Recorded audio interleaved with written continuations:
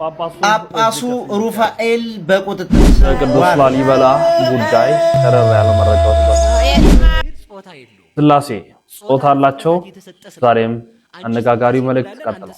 ውድና ኩራት ቤተሰቦቻችን፣ ውድ ኢትዮጵያውያን ኦርቶዶክሳውያን እንዴት አላችሁ? እንዴት ቆያችሁ? ሰላም እግዚአብሔር ባላችሁበት ቦታ ሁሉ ይብዛ። መረጃው ለመላው ዓለም እንዲዳረስ ላይክ በማድረግ ሼር በማድረግ ከጎናችን እንድትቆሙ እንሻለን። ከምንመለከታቸው ጉዳዮች መካከል ከአቡነ ሩፋኤል ጉዳይ ጋር የተገናኘ መረጃዎችም እጃችን ላይ ገብተዋል። የሰሞኑ ጥያቄዎችንም እናነሳለን። በቅድሚያ ታላቁ አባታችን ቀሲስ ዶክተር መዝገቡ ካሳ ጋር በተገናኘ ያለውን መረጃ ተካተን እንመለሳለን።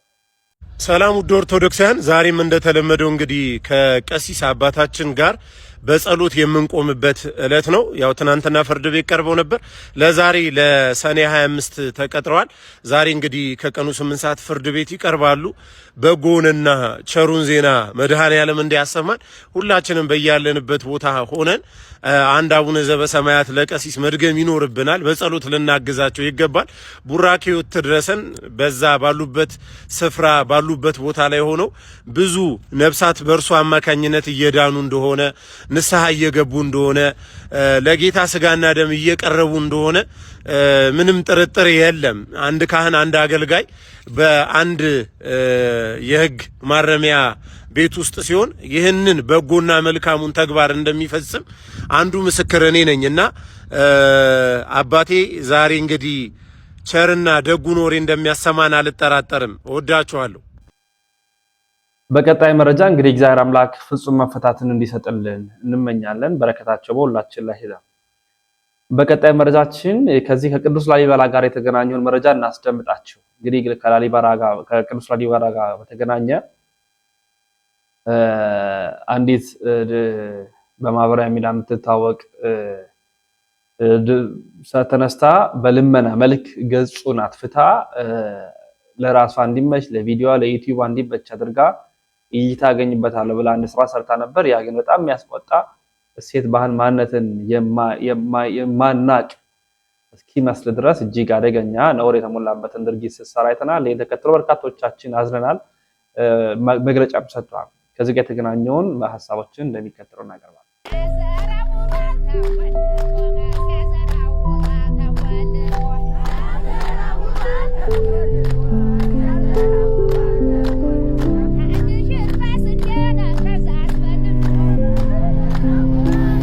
ይህን ቪዲዮ 5-10 ጊዜ ኮፒ ሊንክ ሸር ማድረግ ትፈልጋለህ አትፈልግም የራስ ጉዳይ ነው።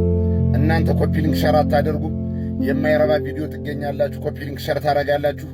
ባለየውንና ስርዓት አልበኝነቱን ወደ ላይ ከፍ ታደርጋላችሁ። የእኛን ጩኸት በከንቱ ታስቀራላችሁ። እኛ የምንጠቀመው ነገር የለም። ልናድንህ ልንከላከልን የምንሞክር ኮፒ ሊንክ ሸር አድርግ።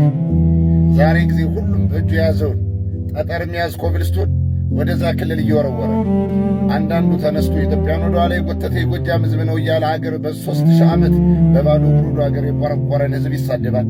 አንዳንዱ ደግሞ እንደዚህ ወደ ላይ ህንፃ መሰራት በማይችልበት ዘመን ወደ ታች ህንፃ ያነጸው ያውም ከሰው ጋር አብሮ ሳይሆን ቅዱስ ሚካኤልና ቅዱስ ገብርኤል አባቶች እንዳስተማሩ በቀንም በሌሊት መዋዕለ ሜትርም ሳይዝ በመንፈስ ቅዱስ ተመርቶ ወደ ላይ ህንፃ ባልቆመበት ዘመን ወደ ታች ኪነ ህንፃን አድርጎ ከቤተ እስራኤል ጋር ይገናኛል የሚባል ሚስጥራዊ ዋሻ የሰራን ቅዱስ ላሊበላን አጽማቸው በዘመናት የሚናገር የሚተነፍስ ቦታ የሚመርጥና የሚሸጋገረውን የዛን ቅዱስን ሀገር ጀግኖውን የወሎ ማህበረሰብ የማንም ሸለፈት አፉን እየከፈተ ክብሩን ሊንድና ሞገሱን ሊያዋርድ እየሞከረ ነው። እኛም አንድ ነገር እንነግራችኋለን። የትኛውንም ያክል በእጃችሁ የያዛችሁትን ጠጠርና ወንጭፍ ብትወረውሩ እንዲሁም እግዚአብሔር በተቃራኒው የዛን ሀገር የዛን ኪነ ህንፃ ነገሮችን ያጎላል።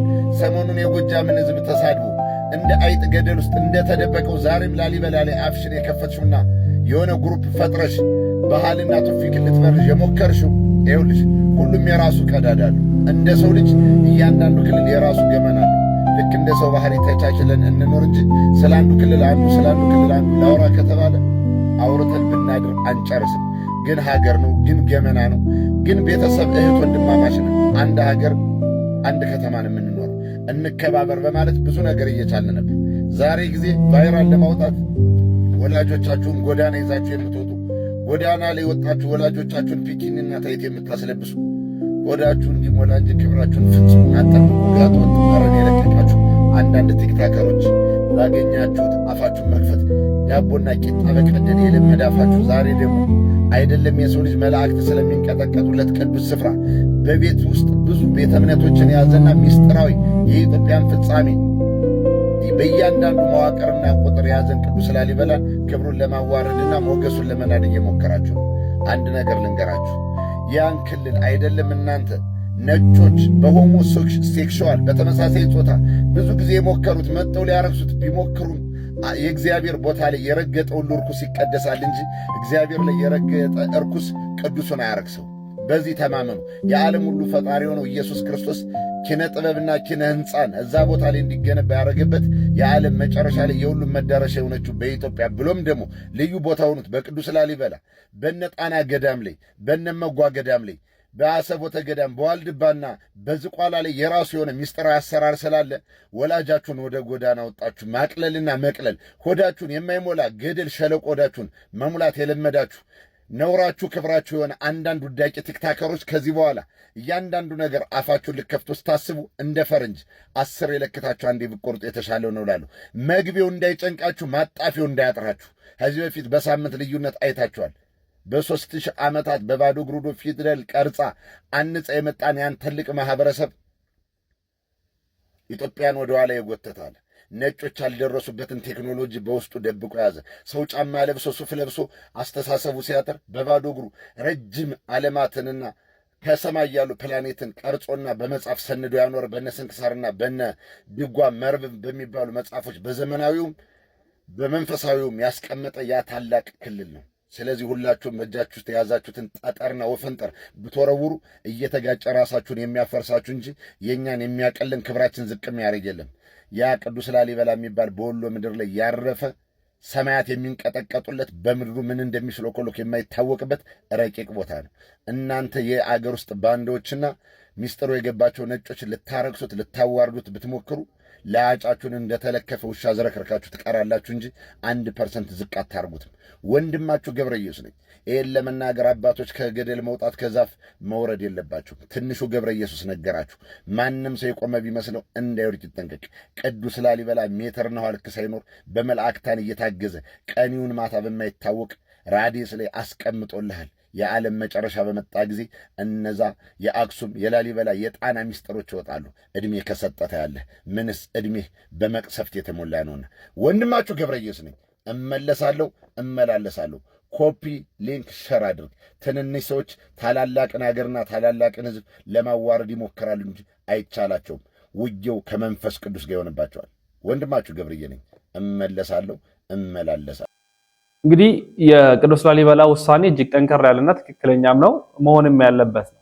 እንግዲህ በቀጣይ መረጃችን የምንመለከተው ጉዳይ ከአቡነ ሩፋኤል ጋር የተገናኘውን መረጃ ይሆናል። አባ ሩፋኤል ወይንም አቡነ ሩፋኤል ትእዛዝ ተላልፎባቸዋል። እጅ ከፍንጅ ተይዟል። ቅዱስ ሲኖዶስ ማለት ነው ውሳኔ አስተላልፈዋል፣ መግለጫ አውጥቷል። ስለዚህ በቀጥታ የአቡነ ሩፋኤል ጉዳይ የማያዳግም ምላሽ እንዲሰጥበት የኦርቶዶክሳውያን ጠንከር ያሉ ሐሳቦች፣ ውሳኔዎች ተላልፈውበታል። ምን አሉ? ምንድነው የተባለው የሚለውን እስኪ ተከታተልን እንመለሳለን። ጳጳሱ ሩፋኤል በቁጥጥር ስር ዋለ። እጅግ በጣም ያስገርማል። ከመጨረሻው ድረስ ተከታተሉ። ለጆሮ ጭው የሚያደርግ ነገሮች ይዤ መጥቻለሁ።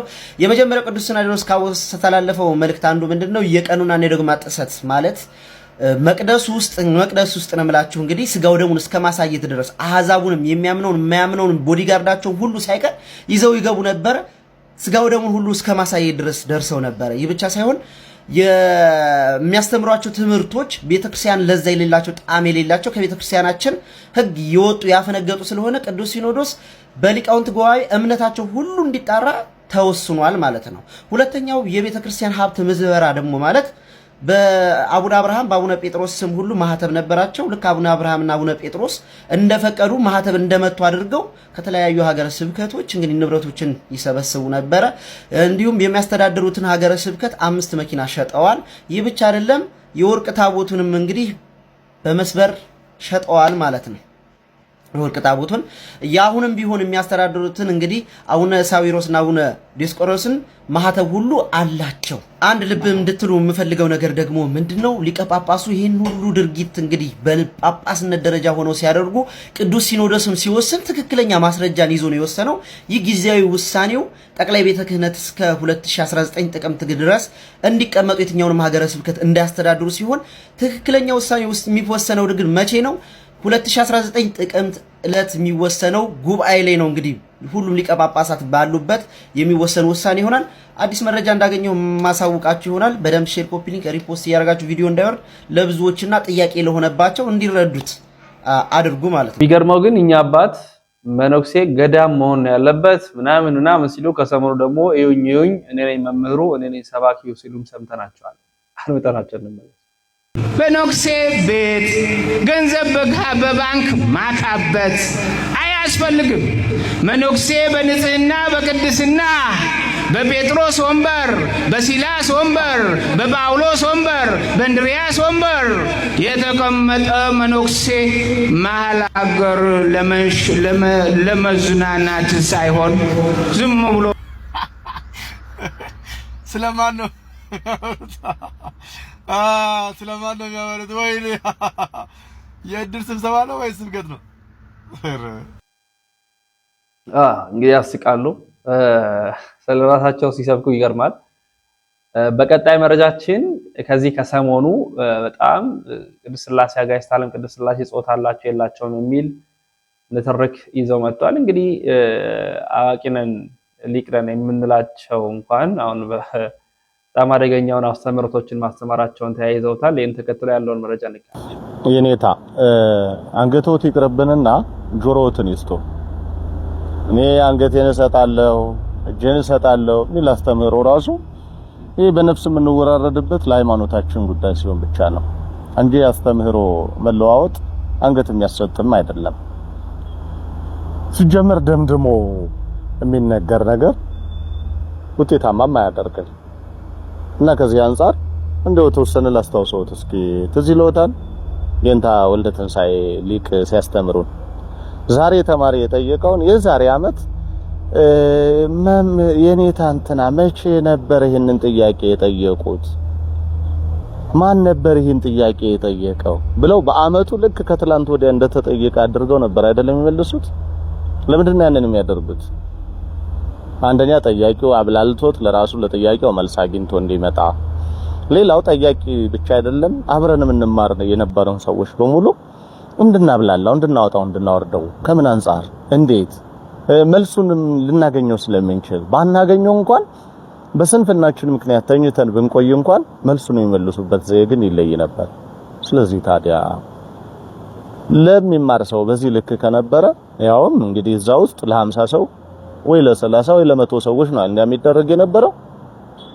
ታዲያ አሁን ለዚህ ሁሉ ቢያንስ እኮ ከ160 ሚሊዮን በላይ ይሆናል አይደል? ለኤርትራውያንና ለኢትዮጵያውያን አጠቃላይ በዓለም ላለ ነው የዚህ ሃይማኖት ተከታይ ሞር ይህን ቋንቋ ለምንሰማ ተከታዩ ብቻ አይደለም እኮ የሚተቹንም የሚደግፉንም በሙሉ ሲሰሙት አንገቱን የሚሰጥ አባት ለህዝቡ፣ አንገቱን የሚሰጥ አባት ለሃይማኖቱ፣ አንገቱን የሚሰጥ አባት ለሀገሩ እንጂ ለሚናገረው ለሚያስተምረው ትምህርት እኮ አንገት መስጠት አይደለም ልብ መስጠት ጆሮ መስጠት ነው የሚያስፈልገው። እና እንደ እኔታ ኮሜንት እያደረኩ አይደለም ግን እንደው ሐሳብ ሼር ለማድረግ ያክል ነው። ስለዚህ በዚህ ልክ መድከም አይጠበቅብንም። ሁላችንም ይሄን ነገር አሁን አጀንዳ ማስቀየሪያ ሊሆን ይችላል። በርግጥ እንደ እድል ሆኖ የሆነ ኢሹ ለማስቀየር ይጠቅም ይሆናል። በዚያው ውጪ ግን ለትምህርት ለመማማር አይጠቅምምና ሁላችንም ይሄንን ቀለል አድርገን ብናልፈው የኔታም ማስተካከያ መልስ ቢሰጡበት። የጾታ ጉዳይ በሰዎች ዘንድ እያስቸገረውን ሶስተኛ ጾታ እየተፈጠረ ባለበት ሰዓት ሌላ ለስላሴ እዚያ ላይ ድረስ ሄዶ ጾታ መፍጠሩ ያን ያልተገቢ አይመስለኝም። ሌሎቻችንም ደግሞ በዛው ልክ ነገሩን ዙሩን አክረረ ነው መድከማችን ውጤታማ ያደርገን አይመስለኝምና ሁሉንም በአግባብ ሁሉንም በልክ ብናደርገው ማለት እወዳለሁ። ግን የሰማነውና ያነበብነውን የነማን ትምህርት ነው? በምን ዘመን? ለምሳሌ ትምህርት ከዘመናት በፊት የተወገዘ ትምህርት ነበር አይደለም እኮ። ታዲያ በዚህ ትምህርት ሰዎች እኮ ሐሳቡን አንስተውት ተውዘውበት ትምህርቱ ተውዞ ተለይቷል። ስለዚህ ድጋሚ መቀስቀሱ ምናልባትም አሁን ያለው ሌላ ሰፈር እኮ ነው። ሰሞኑን እንደውም እኮ እርሶ ከማለተው በፊት እኮ በሌላ ተቋም ደረጃ ይሄ ሐሳብ ተነስቶ ነበር እና የዚህ ሐሳብ ባለቤቶች ሌሎች ናቸው። ሐሳቡን ለሚመለከታቸው አካላትን ተወላቸውና የኛን አስተምህሮ እንቀጥል ማለት እወዳለሁ። አመሰግናለሁ። እግዚአብሔር ጾታ የለውም። ጾታ ለፍጥረታት የተሰጠ ስለሆነ አንቺ ስላሴ እንላለን፣ አንተ ስላሴ እንላለን። ለስላሴ ጾታ የላቸውም። እንኳን ለስላሴ ለመላእክት ጾታ የላቸውም። የወንድም የሴትም ጾታ የላቸውም። እንኳን ለመላእክት ለሰው ነፍስ የወንድም የሴትም ጾታ የላቸውም። ስለዚህ ምንድነው እግዚአብሔርን ረቂቅ አካል አለው። ያንን አካል አባ ሕርያቆስ ሲናገር ምን ይላል? አልቦቱ ለመለኮት የማን ወጸጋም፣ ለመለኮት ቀኝም ግራም የለውም። ላይል ወታይት፣ ላይም የለውም ታችም የለውም። ወዘባን እንተድር፣ ጀርባም የለውም ፊትም የለውም። በዘይት ራእይ ወበዘይት ገመር፣ ሰው እንደሚያውቀው አኮ ዘቦቱ ለመለኮት ክበብ ከመፀሐይ፣ ለመለኮት እንደ ፀሐይ ያለ ክብ አካል የለውም፣ እንደ ሰውም ያለ ፊት የለውም። ማለት ከፍጥረታት ሕግ በላይ ነው። አካሉ ረቂቅ ነው። ሰው ሊያውቀው አይችልም ማለት ነው እንጂ እግዚአብሔር ዝርው ነው ማለት አይደለም። ለእግዚአብሔር ዓይን እንዳለው ጆሮ እንዳለው ግን ያ ሲባል ደግሞ ሰው እንግዲህ የሚያስበው እንደ ራሱ እንዳያስብ ደግሞ ፈራለሁ። ያ ማለት ምን ማለት ነው? ለእግዚአብሔር ጆሮ አለው ሲባል አሁን ሰው መስማት የሚችለው ጆሮው ላይ ብቻ ነው ማለት ነው። ያው በጥቅሻም ይሰማል፣ በዓይንም ይሰማል። ሰው ያው አንድን ሰው እንደዚህ ብለው ይመጣል አይደል? ምንድነው ያልኳቸው እናንተ እና ነው ያልኩት ማለት ነው። ስለዚህ በዓይንም ይሰማል ማለት ነው። ጆሮ አለው እንደ ሰው ሲባል እግዚአብሔር እንደዚህ ቁጭ ያለ እንደዚህ ቅርጽ ከጥያቄ ምልክት የመሰለ ጆሮ አለው ማለት እንዳልሆነ ግን ሰው መረዳት አለበት። የመምህራንን መልሶች ተከታትለን ተመልሰናል። እንግዲህ ጾታ አላቸው የሚል አዲስ እንግዳ ስብከት አዲስ አስተምሮ ነው የመጣው። ይህንን ተከትሎ እንግዲህ በጣም ከፍተኛ የሆኑ ተቋሞች ተበራክተዋል። ሶስቱ የኦርቶዶክስ ጠላቶች እነማን ናቸው?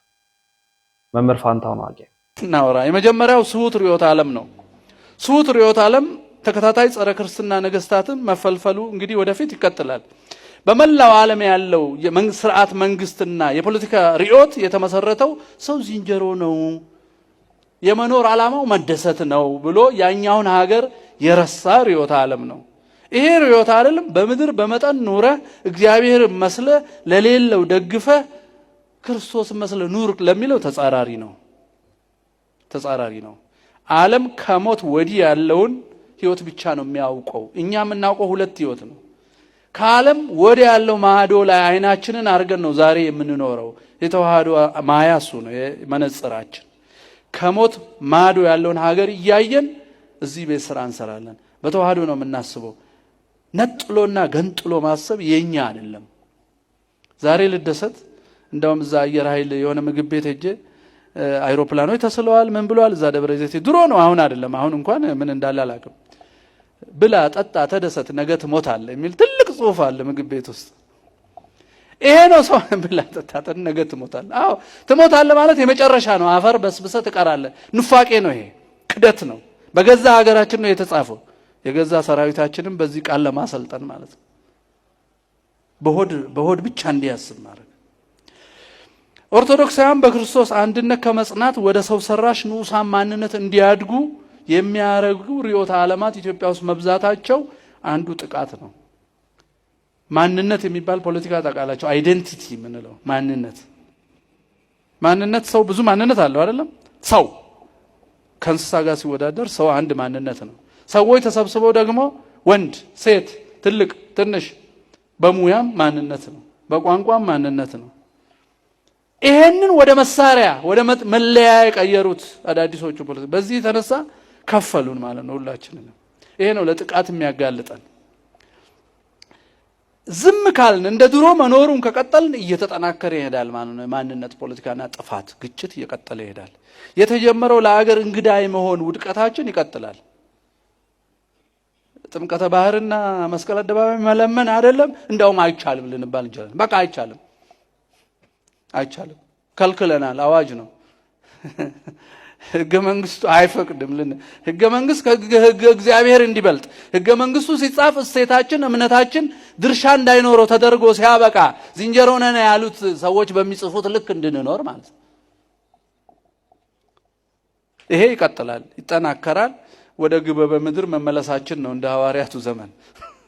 ልብ በሉ። አራተኛ የእርስ በርስ ጦርነት ሊከሰት ይችላል።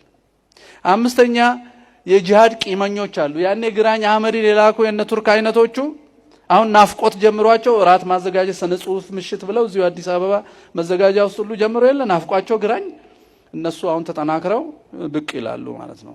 በነበረው ድንዛዜ ከቀጠልን አዲሱ አህመድ ግራኝ ይመጣል። ስለዚህ ማሰብ አለብን። እነዚህ 5 ማያዎች አስተምሮዎች ናቸው እኛን እንድንጠቃ ያደረጉን። እነዚህ ደግሞ መሳሪያ ሆኑት አንደኛ ምዕራባውያን ናቸው። ቅኝ ለመግዛት መጡ። ዓለምን ሁሉ ቅኝ ለማድረግ አፍሪካን መጡ። በአድዋ አፈሩ። ሰው ሁሉ እኩል መሆናቸውን አስመሰከርንባቸው አሸንፈን። ስለዚህ እስከ ዛሬ ቂም ይዟል። ለምንድነው የተሸነፍነው? ኢትዮጵያኖች አሸናፊ የሚያደርጋቸው ምንድነው ሲባል ኦርቶዶክስ የሚባል ሃይማኖት ሰውን እንዳይፈራና ጀግና ያደርገዋል። ስለዚህ አፍሪካን ለመስበር ከተፈለገ ኦርቶዶክስን ከአፍሪካ ጫፍ ከዚህ ከቀንዱ አካባቢ ማጥፋት ያስፈልጋል። ስለዚህ ምዕራባዊው ጠላት አድርጎ ያየናል ማለት ነው። ሳዶም እንድንሆን፣ ክፉ እንድንሆን፣ አመንዝራ እንድንሆን በዚህ ከተማ ውስጥ ከ50,000 በላይ ሴተኛ ዳሪ አለ ይባላል። ከ3,000 በላይ ዳንስ ቤት አለ ይባላል። ለጠላት ያጋለጠን ከእግዚአብሔር መራቃችን ነው። ሞተናል። ምዕራባውያኑ ደናቸው ደግሞ ይሄን ኑሮ ነው ብሎ ያስተማሩን ብልግናውን ማለት ነው። አጸያፊውን ነገር ሁሉ ስልጣኔ ነው መዝናናት ነው ብሎ ያስተማሩን። ሁለተኛው የንዑስ ብሔር አምልኮ ነው። ብሔር ሀገራችን ነው። ንዑሳን ደግሞ እግዚአብሔር ልዩ ልዩ ጸጋ ሰጥቶ እሱን ማምለክ ሰውነታችን እስክንረሳ ድረስ አንድነታችን እስክንረሳ ድረስ። ስለዚህ በዚህ ፖለቲካ ያሉ ሰዎች የቤተክርስቲያን ጠላት ናቸው። ሶስተኛው ጠላት ይሄ አክራሪው አረባዊው ዋሃቢዝም የምንለው አይነት ሆኖ ዞሮ ያለኔ ሰው አይኖርም የሚለው ማለት ነው። ዓለምን አልማዲ እስኪመጣ ድረስ የምጽአት አስተምሮ አለው። አልማዲ የሚባል ሌላውን ሃይማኖት ሁሉ አይሁድና ክርስቲያን መደበቂያ እስኪያጡ ጠርገዋለሁ የሚል ትምህርት አለ። ለዛ መንገድ እንጠርጋለን ብለው ሌላ ሃይማኖት እንዳይኖር ቀንና ሌሊት የሚሰሩ በማስተማር ቢሰሩ ችግር የለ። እኛም እኮ ሌላ ሃይማኖት እንዲኖር እኮ እኛም አንፈልግም። ሰው ሁሉ ክርስቶስን አግኝቶ እንዲድን ነው የምንፈልገው። እኛ ግን በመግደል አይደለም። ተልኳችን ብርሃን ሆነን ወደ ብርሃናዊ ኢየሱስ ክርስቶስ ሰውን መምራት ነው። እነሱም ያኔ ያርጉ ግድ የለም። ግን ወደ ሰይፍ ሲያዞሩት በኢኮኖሚ የማግለል የማዳከም የማሳደድ ጊዜ በተገኘ ቁጥር ሁሉ መግደል። ዚያድ ባሬ ሲመጣ ተጠግቶ መግደል፣ መንግስት ሲቀየር ተጠግቶ መግደል፣ ጣሊያን ሲመጣ ተጠግቶ መግደል፣ ቱርክ ሲመጣ እንደ ወባ ምን ነው እያረፉ እየተነሱ ሰው ማረድ። ይሄ አንዱ የእውነት ጠላትና ለኛ መጠቃት ምክንያት የሆነ ነው። ይሄ ሁሉ ታዲያ ሰዎቹ ክፉ ሆነው ሳይሆን ሰዎቹ ክፉ ትምህርት አሳስቷቸው ነው። ሌላው አክራሪው የቀኝ ገዢዎች መንገድ ጠራጊ የሆነው ፕሮቴስታንት ነው። ታላላቅ የዓለም ጦርነቶች የተነሱባቸውን ቦታ ሁሉ አስቡ። በኦርቶዶክስ የተነሳ ጦርነት ማን ነው የሚነግረኝ? በዓለም ላይ በኦርቶዶክሳውያን ምክንያት የተነሳ ጦርነት የሚነግረኝ ሰው አለ? የታሪክ ተማሪዎች የለም። ኦርቶዶክሳውያን ጦርነት ውስጥ ገቡ ከተባለ ለመከላከል ነው የሚገቡት። ኦርቶዶክሳውያን በሁለት ነገር ይታወቃሉ። ኦርቶዶክሳውያን ቁጭ ብለን እስቲ ዛሬ እንፈላሰፍ አይሉም። አንድ እንዋጋ አይሉም፣ እንግደልም አይሉም። ሁለት ነገር ሁለት ጠባይ ያላቸው። ትምህርታቸውና ፍልስፍናቸው ሁሉ ዳብሮ የመጣው ኑፋቄ ፈላሰፍ የመናፍቃን ፍልስፍና የክደት ፍልስፍና ሲመጣ ለዛ በወንጌል መልስ ሲወነጭፉ እሱ ተጠራቅሞ ምን ይሆናል? አሁን የተመሰረትንበትን አስተምሮ ይወልዳል እንጂ የክርክር ሱስ የለባትም ቤተክርስቲያን። እውነት መመስከር ብቻ ነው ስራዋ። መናፍቅ ሲመጣ ግን አይ እንዲህ ልባል ስትለው ያ ትምህርት ሆኖ ወጥቶ አሁን ኦርቶዶክሳዊ ማያ ፍልስፍና ቲዮሪ ልንለው የምንችለው ነገር ሁሉ ወልዶልናል። አለን መሳሪያ ማለት ነው። ጦርነትም እንደዚህ ነው። ኦርቶዶክሳዊ ሰው ናግራን እኮ ዘመቻና ካሌብ የሄዱት በሊቃነ ጳጳሳት ተለምነው ነው። ከሮም ጳጳስ ከእስክንድሪያ ጳጳስ እባክህ አንተ ጠንካራ ኃያል የክርስቲያን ሀገር መሪ ንጉስ ካሌብ ሆይ ክርስቲያኖቹን አይሁድ ጨርሰዋቸዋል። ሄዶ ጦርነት እንዴት እንደምንሄድ አያችሁ። ቤተክርስቲያን ልካን ቤተክርስቲያንን ክርስትናን ለመጠበቅ የተገፉትን ለማዳን እንጂ ሰው ሀገር ለመውረር ሄደን አናውቅም። ወራሪዎችን ሁሌ እናሳፍራለን። በዚህ የተነሳ የቅኝ ገዢ መንገድ ጠራጊ የሆነው ፕሮቴስታንት ኦርቶዶክስን አይወድም። የተወዳጁ ቤተሰቦቻችን ውድ ኦርቶዶክሳውያን የዛሬ መረጃዎቻችን ይህን ይመስላሉ። መረጃው ለመላው ዓለም እንዲዳረስ ላይክ በማድረግ ሼር በማድረግ ትብብር አጋርነታችሁን ማሳየታችሁ እንዳይዘነጋ።